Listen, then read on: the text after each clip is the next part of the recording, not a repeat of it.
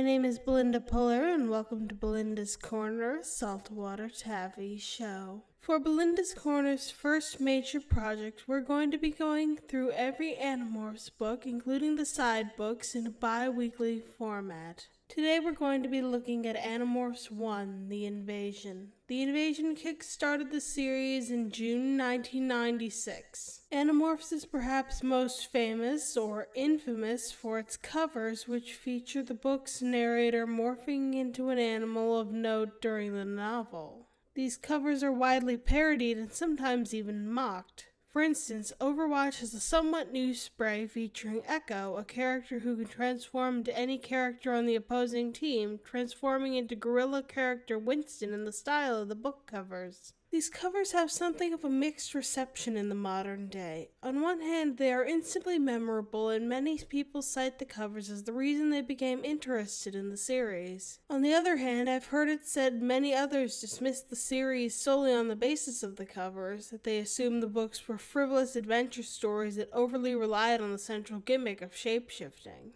This first cover is different than the rest, with the narrator Jake only seen from the shoulders up and morphing in 8 frames instead of the classic 5. Jake transforms into a green anole, or a Carolina anole, a small lizard found in the American Southeast, notable for mild color change camouflage. No later runs of the books remade the Invasion's cover to match the later books, aside from the 2010 re-releases that redesigned the entire lot.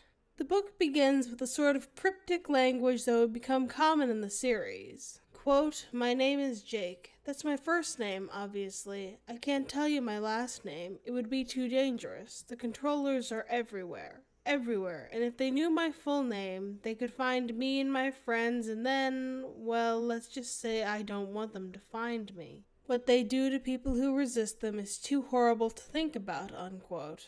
This ambiguity lends the series not only an air of mystery and suspense, but also the feeling that not only are the Yeerks everywhere, but the Animorphs could be anyone, which is stressed in the next paragraph. Quote, "I won't even tell you where I live. You'll just have to trust me that it is a real place, a real town. It may even be your town," unquote. It's meant to show not just the crippling paranoia that the Yeerks could be anywhere and anyone, but also that the Animorphs could be your next-door neighbors, giving every child, no matter where they lived, at least if they're American, though that was Animorphs' target demographic, the sense that something cool could be happening in their very own backyard. The third paragraph further adds to the intrigue. Quote, "I'm writing all this down so that more people will learn the truth," unquote. This opening page gives off the air of the ramblings of a conspiracy theorist. The aliens are coming, anyone and everyone could be an alien, and it's up to me to tell the truth. And though people are inclined to dismiss them as lunacy, there's always a part of the brain that wants to believe, even if just for the sake of going on a crazy ride. Animorphs plays off that morbid curiosity like a virtuoso. Onto the story itself, it tries to paint its 5 human leads as milquetoast teens, furthering the idea that they could be anyone. Jake and his best friend Marco are playing video games at the mall's arcade. Jake is upset about not making the school's basketball team, especially because his big brother Tom was such a natural. Tobias got bullied at school a lot before befriending Jake. The future Animorphs are not extraordinary in any way. That just makes what happens to them next even more extraordinary.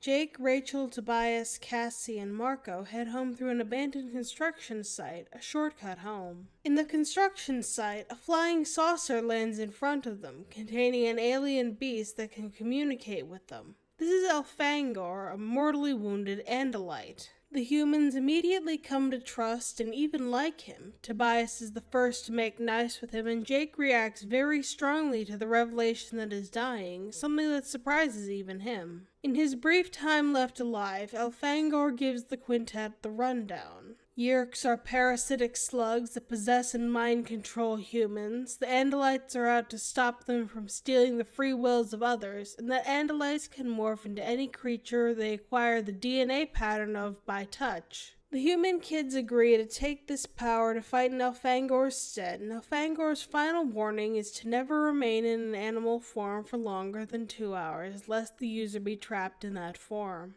We learn of the Yeerks' two most used forms outside of humans, the dinosaur-like Hork-Bajir, who were once peaceful but enslaved, and the Taxxons, a scary centipede monster. Lastly, Visser 3, the singular Andalite controller, once a friend of Elfangor's turned to evil.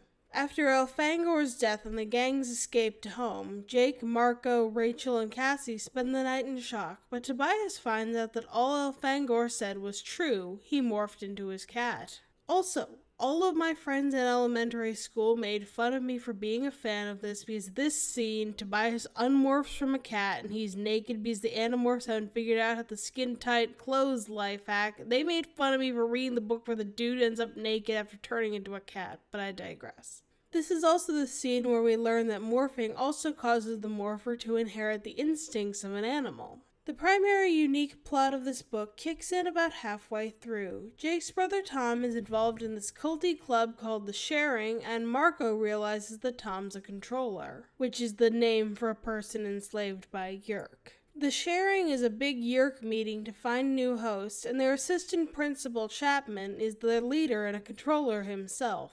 The next day, Jake becomes the cover morph, the Carolina Anole, and finds out that there's a Yeerk pool where Yeerks need to de-host every 3 days under his middle school, and the day after the gang decides to dub themselves the Animorphs and go to the Gardens, a zoo/amusement park that Cassie's mom works at, to get some better morphs. With stronger animals, like Jake's now iconic tiger, they decide to go after the Yeerk pool to save Tom, but Cassie gets taken by the controller policeman. They break into the Yeerk pool, save Cassie and another woman who is about to become a controller, but Tobias has to spend too long hiding in red-tailed hawk form and becomes a Nothlit, a person stuck in morph permanently. The group decide to continue fighting no matter what.